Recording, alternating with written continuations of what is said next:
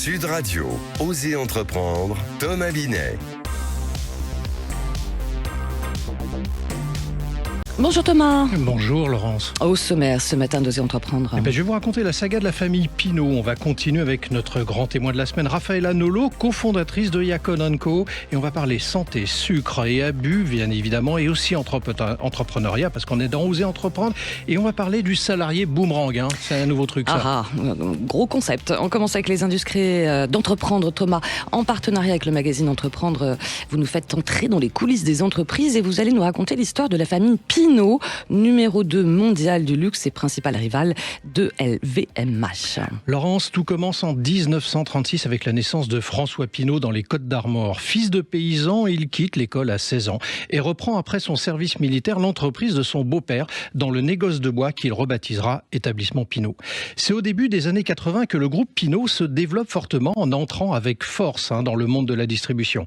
Avec les rachats de la Fnac, la Redoute, le Printemps, mais il va aussi sur de nouveaux secteurs comme la presse avec le rachat du Point, mais c'est surtout dans le secteur du luxe qu'il va investir massivement. Alors forcément, comment il s'y prend, Thomas? Il rachète de très belles marques, Laurence, Yves Saint Laurent, Boucheron, Balenciaga, la maison de vente Christie's. Il explore également le domaine du vin avec Henriot, Château Latour, entre autres. Mais c'est l'affaire Gucci qui va le faire percevoir différemment.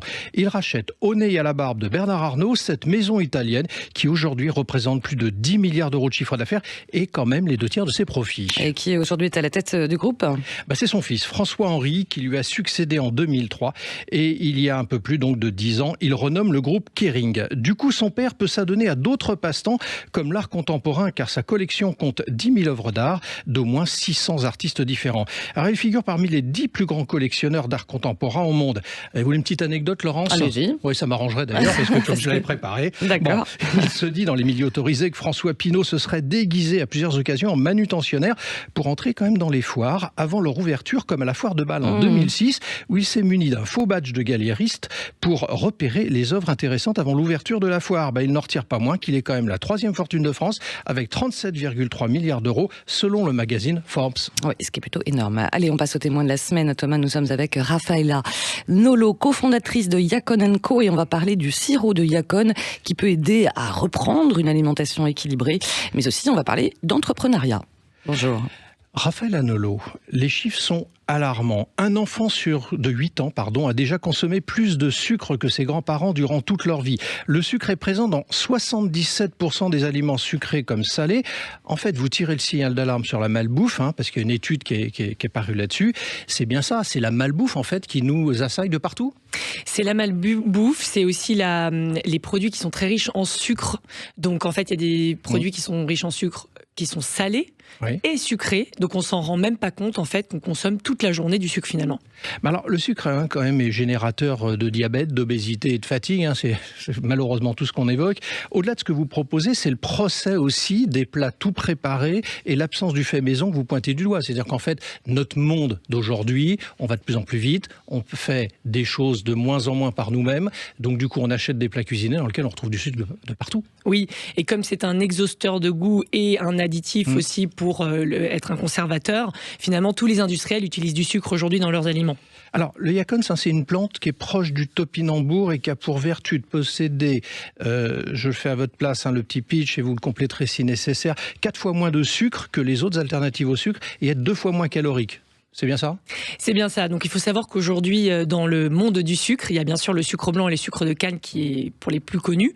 Mais en fait, en réalité, il y a beaucoup de sucre aussi dans d'autres alternatives qu'on connaît aujourd'hui, qui sont comme par exemple le miel, le sirop d'érable, le sirop d'agave, le sucre de coco. Ils sont tous constitués entre 90% de sucre simple et 75%. Donc ce ne sont pas des vraies alternatives au sucre. Si on veut diminuer le sucre, c'est pas la solution. Alors c'est quoi la solution? Eh bien la solution, c'est le sirop de Yacon. Forcément. Bon.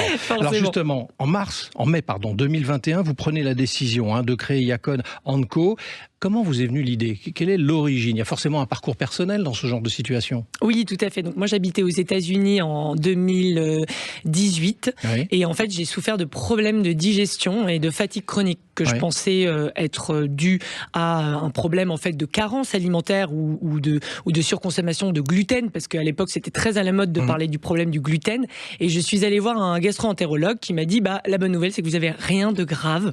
Mais je vous suggère d'observer votre assiette et de vérifier si vous consommez beaucoup de sucre simple ou de glucides. Les glucides, c'est riz, pain, pâtes, par exemple. Ouais. Et effectivement, tous les matins, je consommais un granola bowl que je pensais hyper healthy et qui était en fait constitué de sirop d'agave. Donc le sirop d'agave qui est constitué de 75% de sucre simple et surtout du fructose. Et là, je suis un petit peu radicale dans le style et donc j'ai complètement arrêté le sucre pendant 1 an. Donc ça m'a fait beaucoup de bien au corps, mais beaucoup de mal mentalement parce que j'adore le sucre. Je suis très gourmande. Donc pour moi, c'était très compliqué cette année-là et j'ai vite repris, mais j'ai repris avec le bon sucre dont on va parler aujourd'hui, j'imagine. Alors, vous n'êtes pas toute seule dans l'aventure, parce que vous avez 2 associés qui ont des parcours aussi personnels dans cette histoire. Oui, tout à fait. Donc quand je rentre en France, je rencontre Thierry, mon associé actuel, et qui est atteint de diabète de type 2. Et en fait, en arrêtant totalement le sucre et en s'autorisant uniquement le sirop de Yacon, cette alternative au sucre saine, il a pu arrêter de se piquer à l'insuline. Donc je ne dis pas que le sirop de Yacon est un médicament, pas du tout.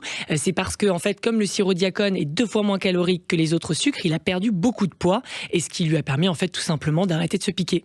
Alors, si on veut justement aller vers votre solution, vous avez un site internet, vous commercialisez comment concrètement ? Alors, on commercialise sur notre site internet yacon.co. On a plus de 100 000 consommateurs aujourd'hui qui nous ont adoptés. Et puis, on est dans 700 magasins bio en France, comme Naturalia, Bio C'est Bon, SoBio, Satoriz. Mais vous avez quand même, au-delà de l'offre à un grand public, vous avez créé une offre pour les professionnels, les restaurateurs, de manière à prendre le problème en amont de la chaîne, en fait. Oui, tout à fait. Donc en fait, on propose 2 autres formats. On propose le format bouteille pour les restaurateurs qui peuvent poser ça sur leur table tout simplement. Donc à la place de la petite sucrète là qu'on voit, ils peuvent prendre cette bouteille et proposer à leurs clients de mettre ça dans leur café, dans leur thé.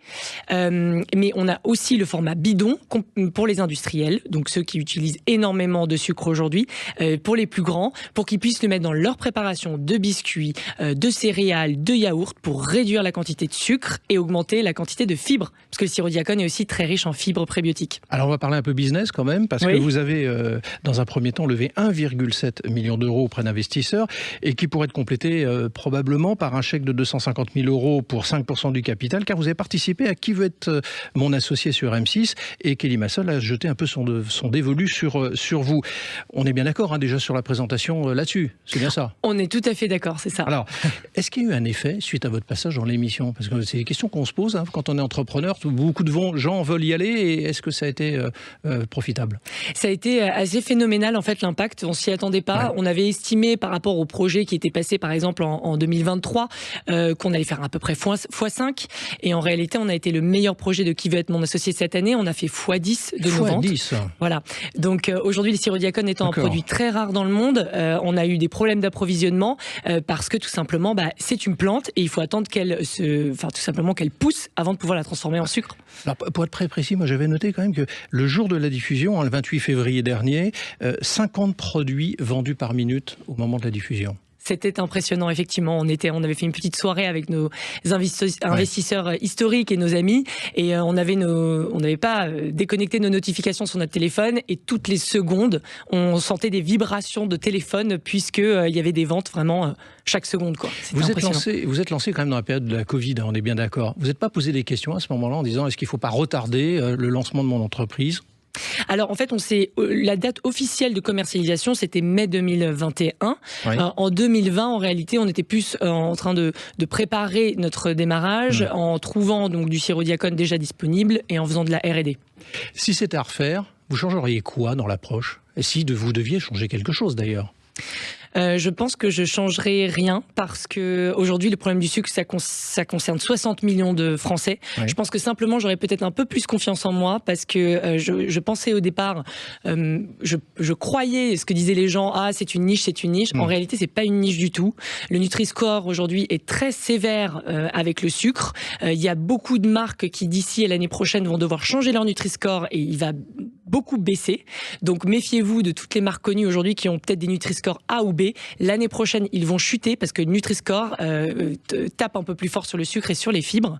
Donc je pense le time to market, comme on dit dans le business, était parfait en fait. Et puis surtout l'appétence pour des produits sans sucre, idéal parce que l'OMS a sorti un rapport en juin 2023 qui déconseille de consommer des édulcorants comme par exemple aspartame, sirop d'agave et stevia.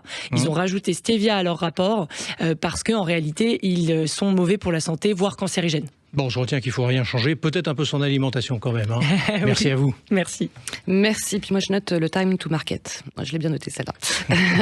Merci Raffaella Nolo d'être passée du côté d'Oser Entreprendre. Je rappelle que vous êtes la cofondatrice de Yacon & Co. Bruno, le spécialiste des fournitures et de l'équipement pour les professionnels, présente.